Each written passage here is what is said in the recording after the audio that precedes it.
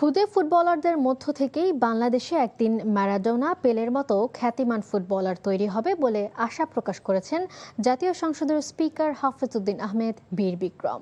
দুপুরে ফিফা ও এএফসির নির্দেশনায় যশোর শামসুল হুদা ফুটবল একাডেমিতে দিনব্যাপী এএফসি গ্রাসরুট ফুটবল ডে এবং ওয়ার্ল্ড ফুটবল ডে উদ্বোধনী অনুষ্ঠানে তিনি একথা বলেন। খুলনা ও রাজশাহী বিভাগের ২২টি ফুটবল একাডেমি থেকে আগত ৮০০ খুদে বালক ও বালিকা এতে অংশ নেয়।